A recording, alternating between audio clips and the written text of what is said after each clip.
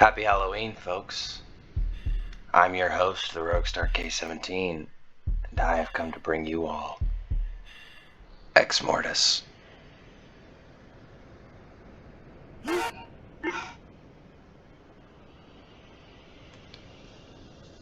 You wake up in the woods with a lump on your head.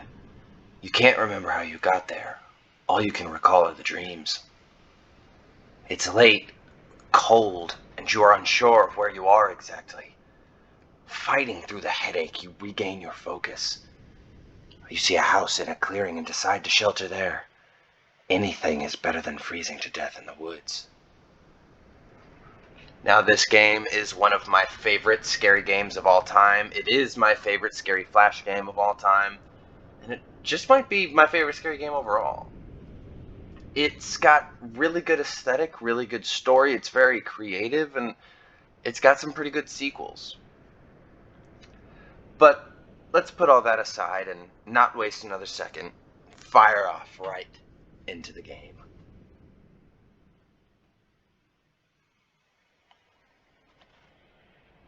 The woods. So as you can see, we're in a desolate, wooded area. It's a full moon. The sky is blacked out. And you can see in the edge of the screen it's like a moving image, but you know what? It doesn't take away from the magic. Not for me.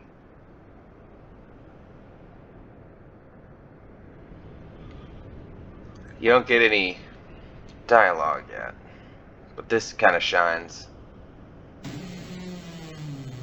Ooh, that sound. It's just eerie.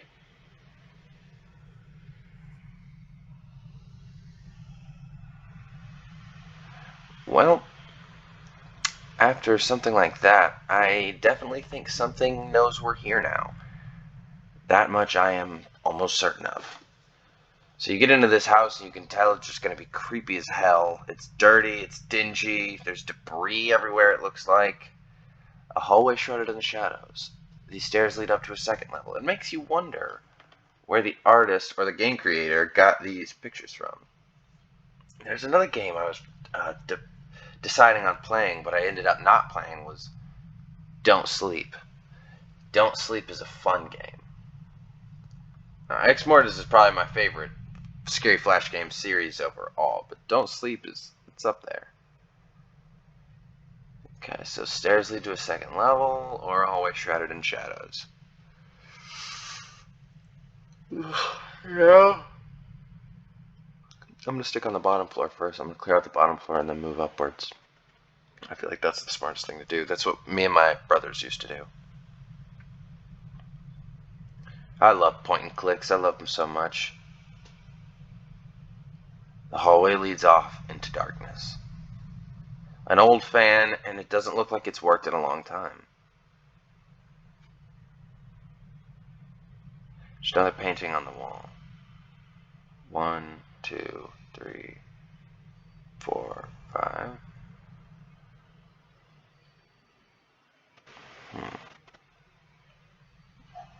Yeah, that's something about the puzzle at the end of the game, but I don't know about that. I do not like the sound of that. The handle turns, but the door refuses to budge.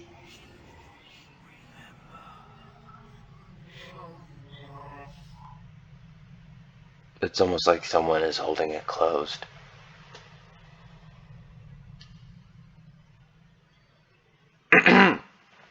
Okay, I guess we'll move on from that. Into the hallway that leads off into darkness. At the beginning of the game it says turn with the sound up and the lights down. Or lights down and sound up. And that's what I'm doing. And I want to mention I am playing this game at 4 o'clock in the morning. Because, you know, that's how you're supposed to do these games. A grandfather clock sits ticking away in the corner. It's crazy that this shit still runs, man. I forget what this is even about.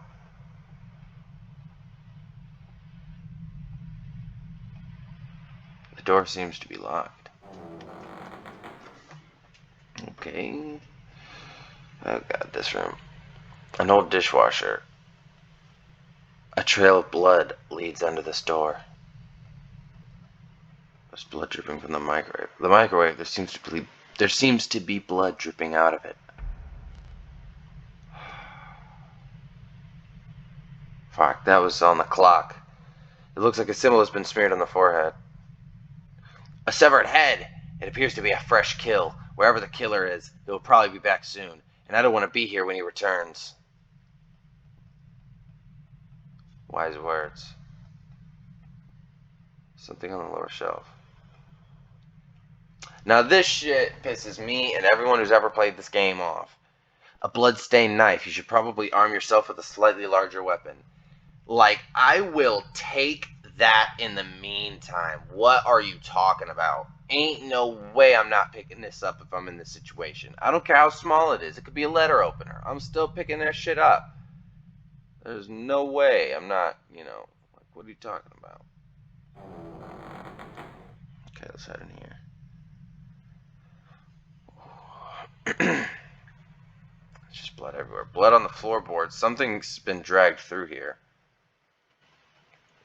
So, did we burn the body or what? Bloodstains on these chairs. Wait, hold on. What did it say? A tattered diary sits on the table. Oh shit, okay, so this is our first bit of reading. This is going to be a long gameplay and it's going to be a lot of reading. I'm going to let y'all know that right now.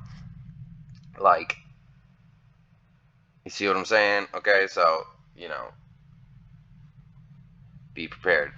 An unusually eventful day today. I stumbled across an unusual find whilst out hunting for deer in this remote wilderness. Stalking a wild steed into a clearing, you can only imagine my surprise to find a house. Old and seemingly abandoned, but still standing strong. An interesting find, one that certainly has me curious.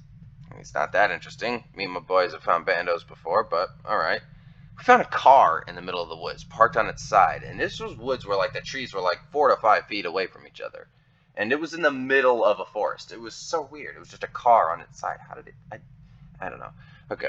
May 25th, 1997. Upon my investigation with the city archives earlier this morning, it appears that the house has been abandoned for almost 10 years and currently resides under the control of the local government.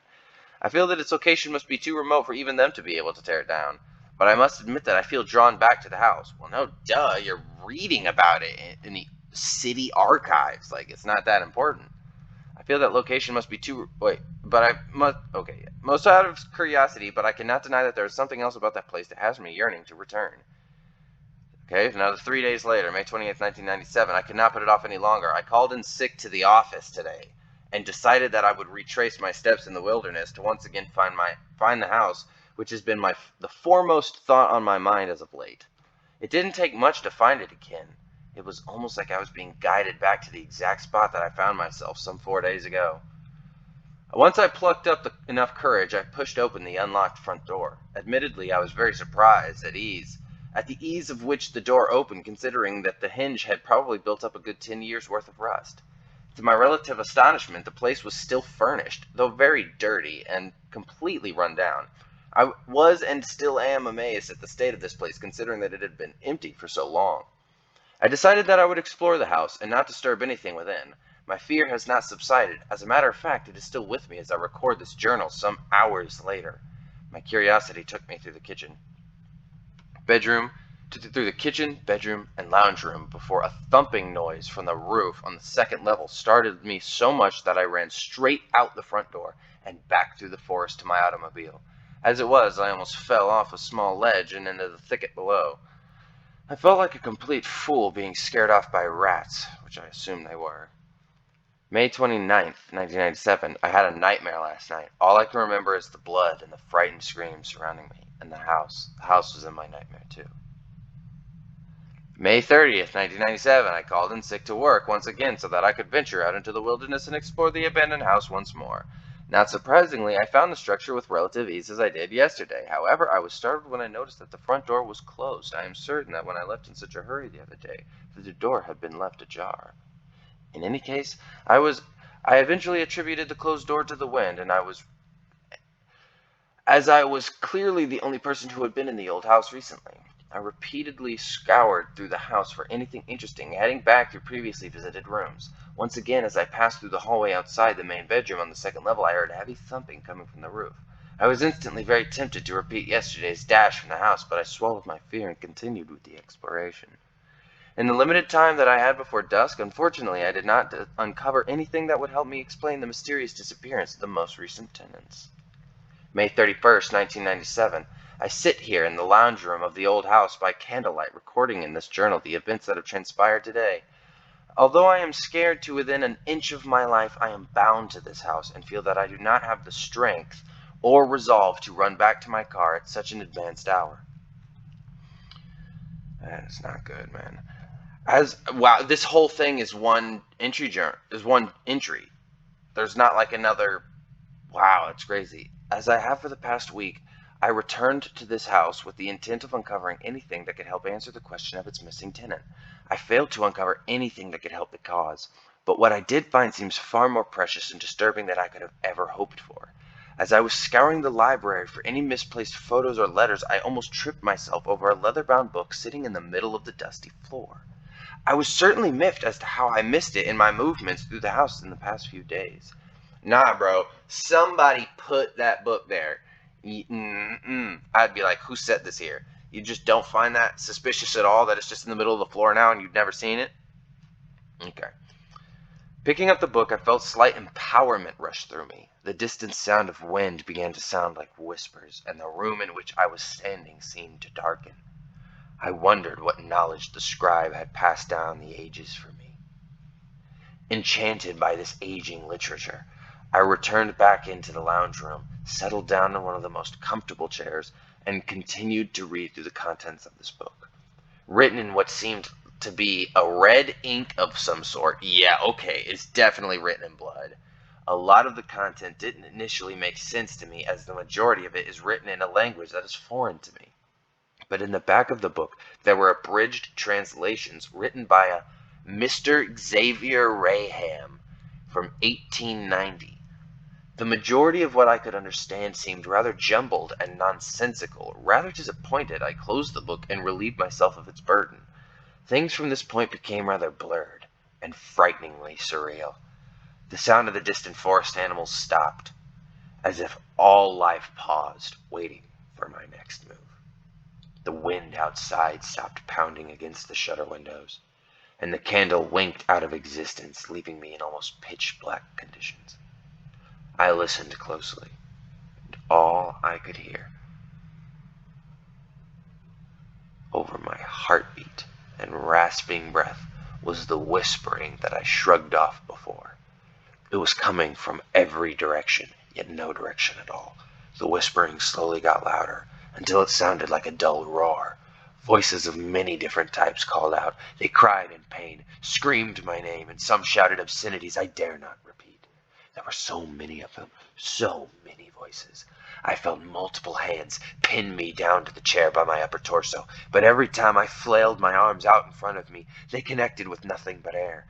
The harder I was pressed against the chair, the harder it was for me to breathe, and soon I could not breathe at all. I blacked out. The last thing that I remember was a flash of my nightmare from the night before, a flash of the blood, a flash of the screams, the house. I woke up about 20 minutes ago, slumped in the same chair. It is now long after dark, and I dare not brave the sub-zero temperatures of the woodland winter to return home this evening. Tonight I will be staying here in this accursed house. I sometimes think that I can still hear the whispering. Or are they just the echoes of my earlier brush with madness? I can feel the urge of slumber rush towards me like a freight train. I pray that I survive the night. Okay, and now we finally got a new journal entry. The last one was May 31st, 1997. Okay. And now this one is June 1st, 1997. Plagued by nightmares more vivid than I care to remember, I awoke screaming. It appears that I slept through the daylight hours, but it didn't matter to me. I was incensed to fight the freezing conditions outside and returned home, but I was scared to move from this spot. They started whispering to me again. I want to leave, but I can't. They won't let me. I scream at them, but they just laugh and utter obscenities back at me. What have I released upon this world? June 3rd, 1997. Vlaew spoke to me today. It is he who is spoken of in the Exmortis. With every word he whispers into my mind, I tremble as if my soul has been shaken to its core. June 7th, 1997. They're getting farther apart. That one was 2 days. This one's 5 days later. I have been here for over a week now. Surely someone must be looking for me by now. I pray that they find me. My captors here won't let me leave. Every door, every exit, the handles turn, but the door does not move on its hinges. Oh, shit. That's just like the door we've already encountered. June 16th, 1997. This one is almost 10 days later. I no longer fear death. I actually pray that it comes for me.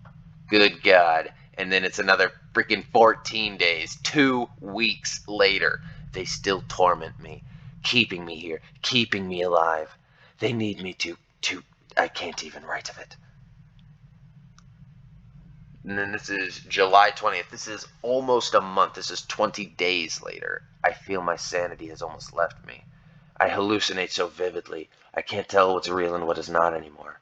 The ancient shows me images of his former glory. I don't understand what they want me, why they need me. July 26th, 1997. It's only 6 days later. Okay, so this one is a little closer. I am actually surprised. I am told that they seek not to control me. They only seek my assistance in aiding the inevitable. But why do I continue to resist? What they tell me makes more sense than anything I have ever known. But I still fear them and what they will do to me should I refuse. But at this moment, I cannot think of a single reason why I should. August 13th, 1997. Is acceptance all that I have ever yearned for? But the greater good here is far more complicated. It's so much easier to obtain. They smile upon me now. Strangely, though, I like it. I find myself basking in the warmth of their chilling promises. August 22nd, 1997. I am comfortable, and I am learning about the true nature of the world and what is beyond it. I don't know why I continue writing in this journal. I guess that it's the last semblance of humanity that I have within me. It's ridiculous, though. I am becoming much more than human with every moment that I spend under their patient tutelage. I have been tempted to throw this journal into the fire on many occasions. Reading over its pages only reminds me how weak I used to be. This is actually a separate entry. It's not the same one. We don't even know when or what year or what it is. I have lost track of the day. But I am sure that I have been here for over a year. It has been a long time since I have entered anything into this journal. I can rejoice, though. We will have company. At last, I will finally be rewarded. A group approaches to provide me with the everlasting cup of life. A day away, no more, no less, I am told. Wrath, death, blood, my day has finally arrived. The Exmortis shall make the world remember what was, and I will be integral in reinstating what will be. And then this one is another entry that has no time, but I can assume it's pretty close to this one. A day away, no more, no less, I'm told. I can see them now. A group of campers, as I was promised. 3 males and 2 females. Now all I can do is wait. Wait for my time. Become their hand. Immortality beyond patience. Patience beyond dominion. I can taste it now. Anoint me, Lord Vlaew. My time has come. Alrighty. So that is the journal. Powerful, powerful stuff. We'll keep that with us as we move through. There's nothing of interest on this coffee table. I'll be the judge of that. Okay. Yeah, this is going to be a long game, like I said, a lot of reading. Oh my god, I scared myself with the door. There's got to be like a key or something in here, right? Nope. Okay, so that was just, this room is just for information. The door seems to be locked, okay. Oh man, this place is freaking creepier now. It's like, oh my god, now you know that there was a dude here who was just like trapped. Oh no, I don't like it. I don't like it. I don't like it at all. Ooh. You just know there's like a dude here who was trapped and basically became a Satanist. Like, I don't even know. It's like he just became more and more okay with it. Oh god, it's crazy. Oh god. Moonlight streams through this window. Yeah, like I said, it's 4:30 in the morning right now. It's 4:31. That's great. Oh my god.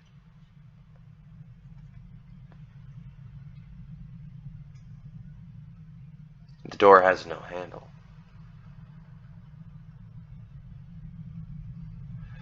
Okay. That's all I need to know. Oh my god, just the ambient, like, howling of the wind. I freaking hate it, but I love it. It's so good. This game. This game. An old side table.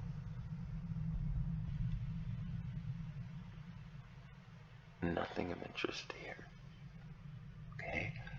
I'm just gonna act like I didn't hear that thumping that was talked about in the journal. Which is crazy because if you read the journal before coming up here, then you know that that's exactly what that guy was experiencing. Okay, alright, okay. There's blood on the bed. How the hell did so much blood get on the roof? The bedspread is soaked in someone's blood. I assume that's this. There's no breeze in here, so why is the roof lamp swinging? Nah, man, that's some paranormal activity shit. Okay, because I remember watching Paranormal Activities 2 with my brothers, and the thing about the baby's crib would just start spinning, and we knew some shit was about to happen. The gramophone is unplugged, but it's still rotating. How is this possible? Bro, it's a poltergeist, man. You gotta get out of here. Oh my god. There was a safe hidden behind the painting. Wow, I didn't see that coming. Is it 1997? There's nothing popping up. Okay. Just like a bathroom. Okay. Oh my god. The bathtub is filled with what seems to be blood. The window's boarded up. Maybe someone who valued their privacy. Just an ordinary, if somewhat dirty bathroom sink. Oh yeah! Find a key lodged in the pipe of the sink. Okay. So y'all know what we can do with that. Okay, screw your freaking thumping. I do not want any of it. Oh yeah, there's the one more thing. And this actually took me and my brother some time to notice. At first, a couple of times playing this game, we didn't really notice this, but there's a hatch on the roof. If you listen to the thumping, you look up and it's like, bam.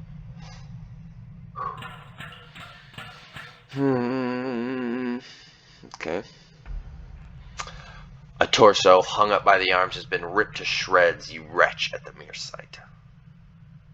A symbol written in blood of this poor soul. Okay. 3489.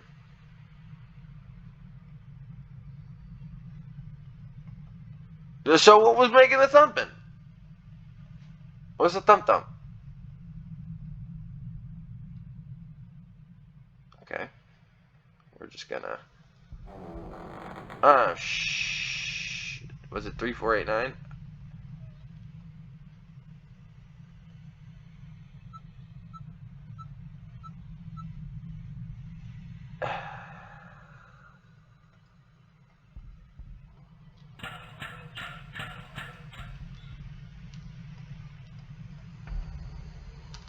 Yeah, it was 3489. So why is it not working? Don't tell me that it's bugged, because it's not popping up on the thing. Better not be bugged. Come on, Flashpoint. You can't fail me now. Always shrouded in the shadows.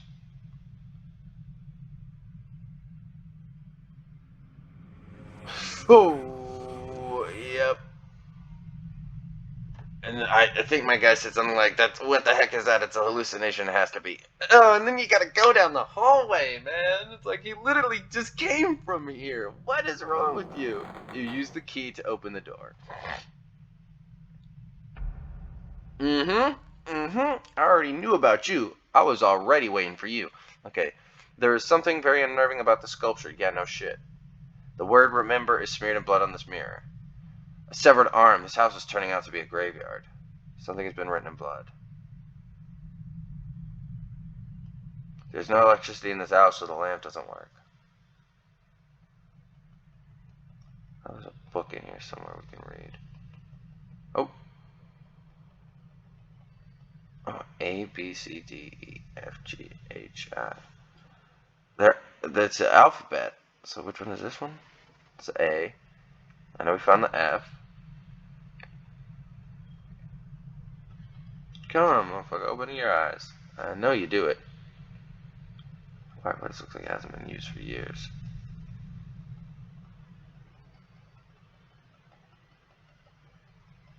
Oh, Xavier Raham, 18... Oh, what day was that? Xavier Raham, 1878.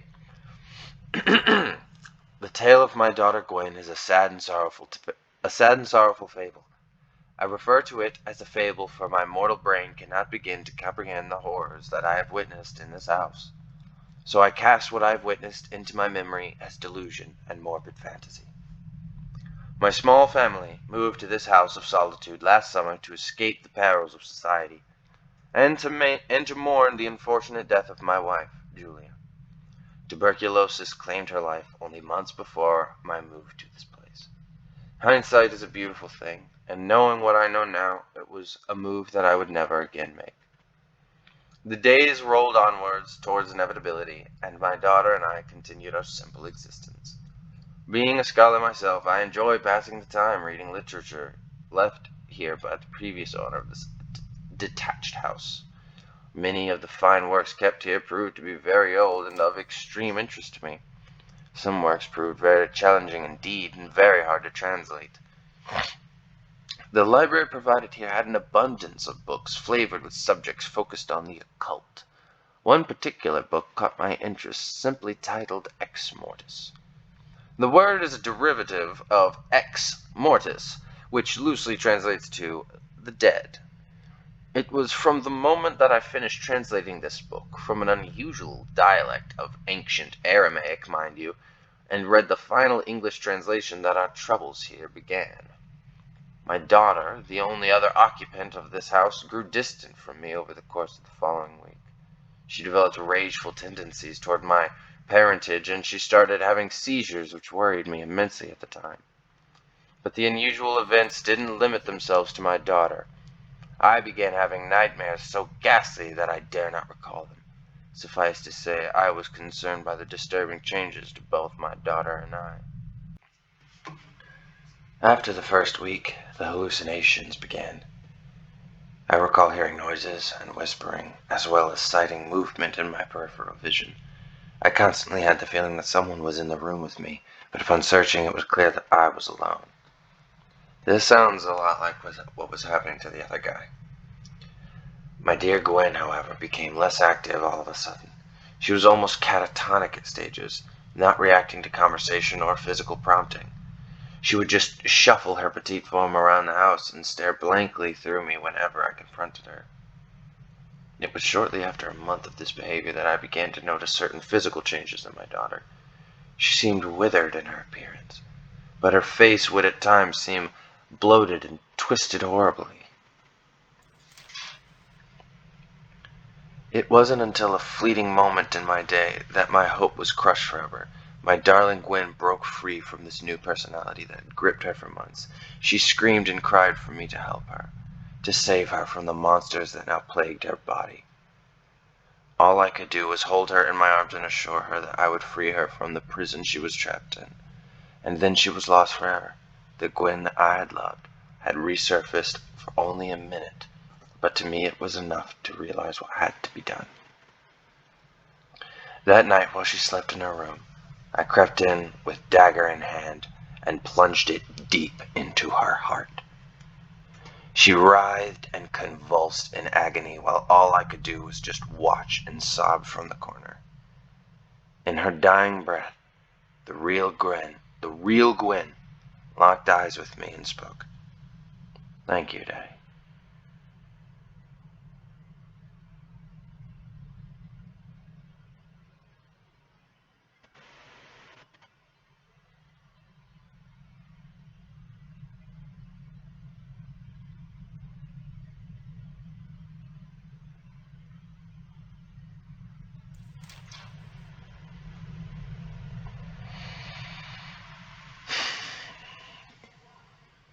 I sit here now recounting the events that led me to this point in my insanity. My wife and daughter taken from me over the past 6 months, leaving me with nothing but their memories in this house. But I fear that now I am a target for the invisible force that resides within these walls. I am trapped, unable to venture past the front door or the cellar hatch to the surrounding forest. I can hear voices from all around me, cursing me for my actions. I occasionally see her, my Gwen, standing in the hallway looking straight through me like she used to. I hope that I have saved her soul, but after seeing her apparition on a daily basis, I fear that all I have done is aided in my tormentors. I now spend my days reading, researching, and translating the library. I feel that it's my purpose in this house. May God have mercy on my soul, and may death soon relieve me of the guilt I carry. Man. It's like, imagine being the little girl and that shit just happens to you out of nowhere. Bam, you're possessed. Eat my ass, statue. Eat my ass, everything in this house. I will murder you all someday.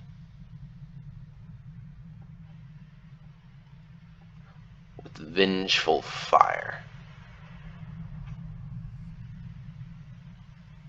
Yeah, keep it to yourselves.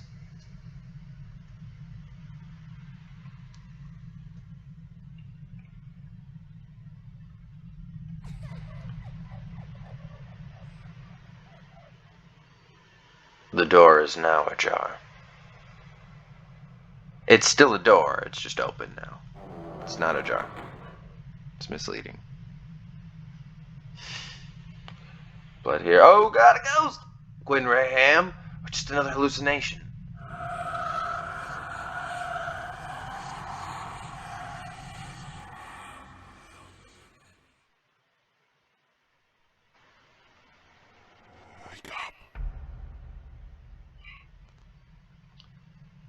Okay. The blood of Gwen Raham stains the sheets. It was over 100 years ago that she was murdered. How can the blood still be wet?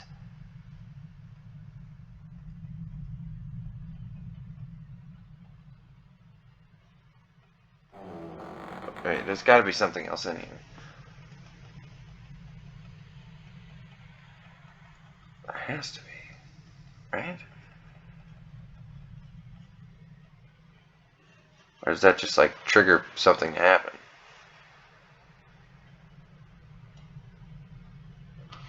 And why is this safe not working?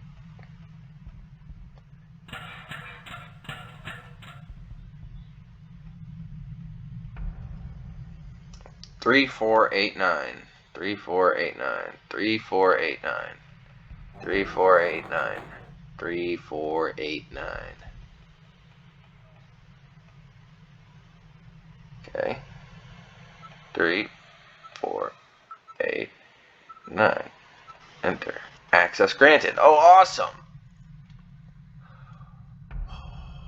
It appears to be a human heart. Strange symbols is smeared in blood on the safe wall. Exmortis. Aw, shit. The red text. The Book of Exmortis. What was? Before the dawn of man and beast, the earth realm was ruled by the ancients, mystical beings transcending life, death, time, and reality as most mere mortals know it. The days before life and light were ruled by darkness and chaos. The ancients roamed the plane of existence and lived on the blood of conquest and rule over lesser entities. There were many of these ruling archaic spirits. However, one by one, over the millennia, their greed and arrogance saw them turn against each other. They sought blood, destruction, and dominance over their own kind, and many immortal scientists met their demise as a result. In consolidation of the remaining power, saw the ancients' rule divided amongst the remaining three. Azrael, Kfafta, and Vlaew frequently exerted their wrath and cruelty through their ferocity towards each other's dominion. The blood of many was spilt as the remaining three fought against his brother for the spoils and power that they each possessed. Upon the battlefield, Azrael's forces reduced the armies of Vlaew to dust, culminating in long-awaited glorious victory. But his compassion towards his defeated brother saw Vlaew get a reprieve from the certain destruction that he faced. So basically, Azrael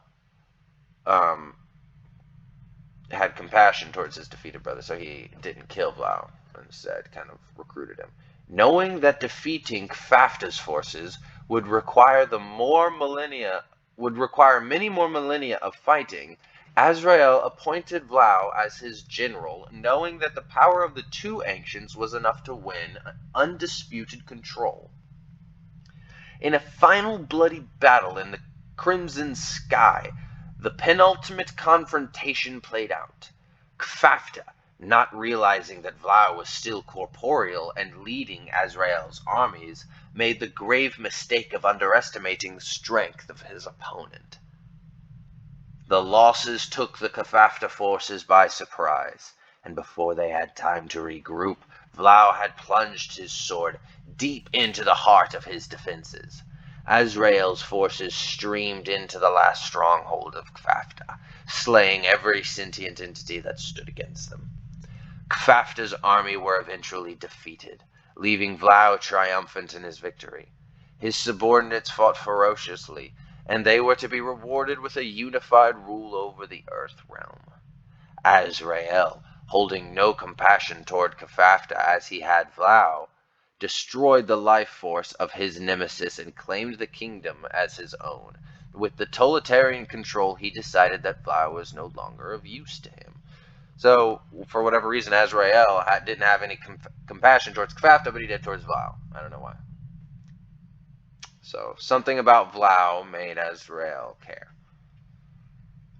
Unfortunate for him, he did not count on his armies siding with the powerful Vlaew. In a furious realization of his challenge in the face of certain ascension, the Earth realm shook with the power of Azrael's anger towards his army's treachery. Vlaew showed no mercy towards his brother, knowing that he could not make the same mistake as Azrael had made. Without hesitation, Vlaew had Azrael slain by his own ethereal hand, and he assumed total control of the consolidated kingdom of the Earth realm. The tyrannical rule of Vlaew lasted for many millennia with no one to challenge him. But conspire certain forces did against the sole remaining ancient. They bode their time recruiting supporters of the overthrowing. Vlaew was ambushed and overpowered by his trusted advisors, but knowing that only one of his own kind could destroy him, he had his corporeal presence removed to exist for the eternity in the demonic spirit form. The remaining world of archaic lessers were dispersed and were governed under each individual's rule. It was true chaos with no joint agenda. Vlaew, without corporeal form and no longer able to physically alter the world, roamed the Earth realm for the rest of existence. Diminished in power, he still had many followers to which he would spiritually combine his life force with. Instead of existing as a single powerful entity, Vlaew becoming subversively indestructible by being many. He called his new legion of existence Exmortis. So the Exmortis are all things that have combined their life force with his, and he lives through all of them. What is? So that was what was, now this is what is. The appearance of the soul-bearing creatures of flesh and blood saw in the new rule within the Earth realm. Over many thousands of years, man destroyed countless lesser entities, some very powerful, even some who helped overthrow Vlaew's previous rule. While man was physically weak in comparison to the entities of dark times, their souls gave them many advantages. And it was due to these advantages that the Earthrealm entities were reduced to minimal numbers. A world once ruled with strength and might was now in the hands of the weak. The handful of ancient entities sought to influence and control humanity for mutual gain.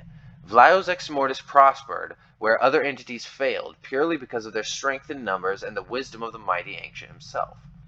Together as one, the Exmortis was worshipped widely in the world of man, but human nature led to conflict, and the cult of the Vlaew was tragically culled and almost forgotten. With every passing human year, Vlaew's influence and power on the Earth realm was diminished until all that remained was what was recorded in the written form. After the death of the final disciple, Vlaew and the Exmortis slept until the day humanity was ready for the anointment of his hand. So, yeah, basically his power only exists in these books now. All of these books that we've read intricately. Well, no reason to stop now. Also, is anybody else getting Undertale vibes about all this humans defeating the monsters with the power of a soul? I don't know. This gives me Undertale vibes. And there's a guy named Azrael. I know it's a little different, but it feels very similar to Azrael. I don't know. This game gives me Undertale vibes. And it was made before Undertale. So I don't know. There's a lot of things in Undertale that seem like they came from this game. What will be?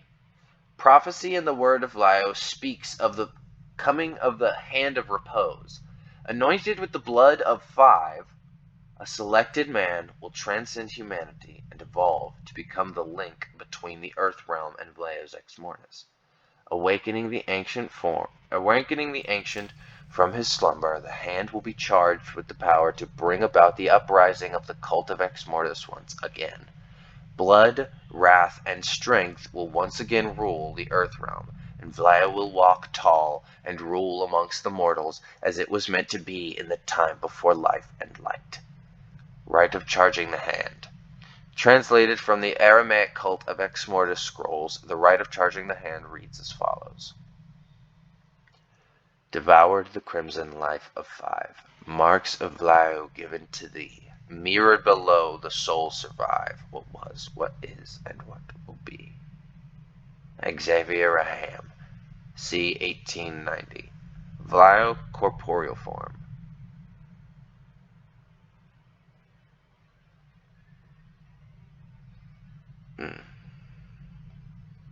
Okay.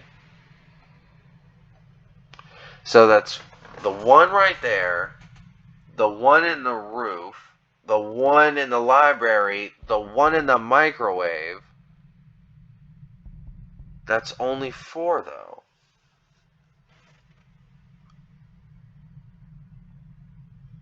There's only really one place left to go now.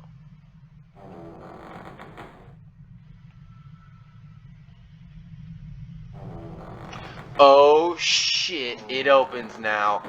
Oh, shit. Shit. Okay, an old air filtration unit, but the ducting runs away from the actual house. What?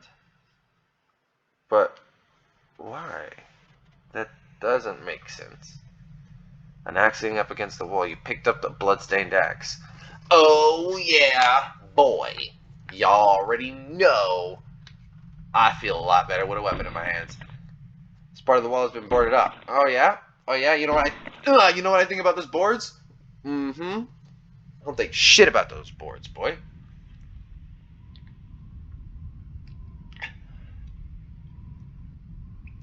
I don't like this hallway, though. An old tunnel system stretches off into darkness. Okay.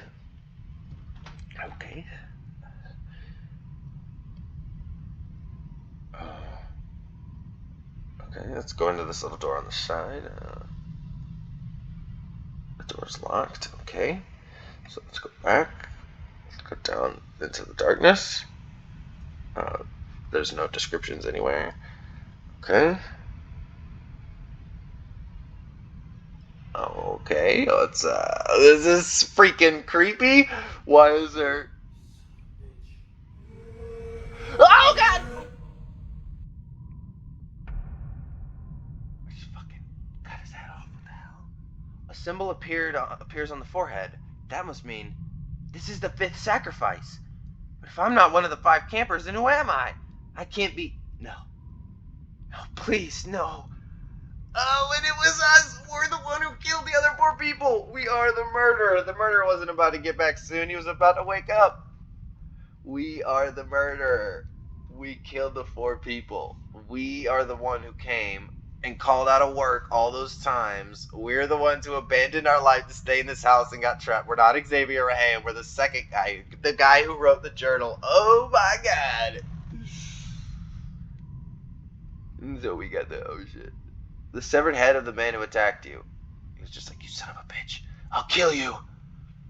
You know what? What were you, so... Oh, okay, so it wasn't a spirit holding the door closed. Was it him? Was he holding the door closed? And then he just, like, ran back in here after a while and was like, screw this. So I guess this is where he was hiding. He found a key buried in the dirt. So what, he was just hiding, like, back here?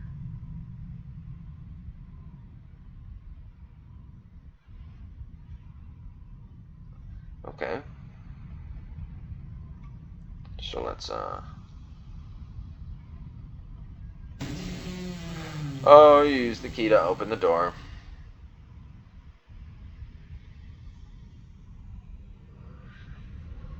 Welcome back, child. You have served us well up until this point. Now serve us again. Become the hand of Exmortis. Without the crimson light of five, marks of law given to thee. Near the blow the source of life. What was, what is, and what will be. Okay, so now you can do this in the right order depending on where the things were throughout the house or some shit like that. I'm not completely sure. But there's actually 2 endings to this game. If you do this ending, then you're going to get like a bunch of newspaper articles that'll lead into Exmortis 2. I can't remember the order and it's super duper complicated. Or at least it doesn't make sense to me. So I'm just going to say nope and get the fuck out of here and follow me because this path is complicated and you will die if you don't do it right.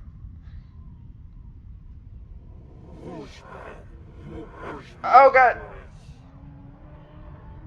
Oh god! Oh god! Ah! Ah! Ah!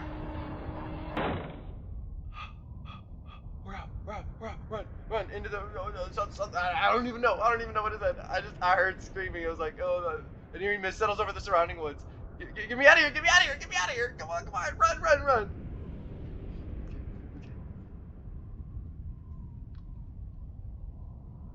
The track continues onward. We're getting out of here, baby. We're getting out of here. Well, the world is back to civilization. You can finally return back to the world which you have been kept from for so long.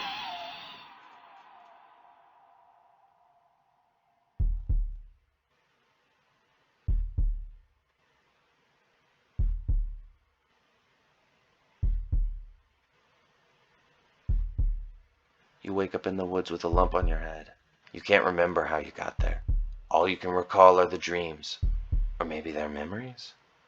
You see a house in the clearing and decide to shelter there. Anything is better than freezing to death in the woods.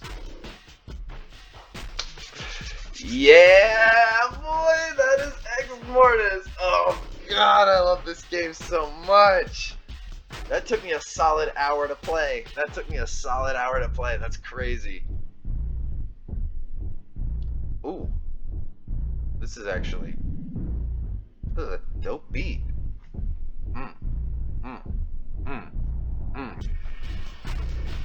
This is actually really cool. I like this. Alright, so that was Exmortis. Happy Halloween, everybody. Oh, this is one of my absolute favorite games. It's one of my favorite series. Top tier Flash games right here. Top tier.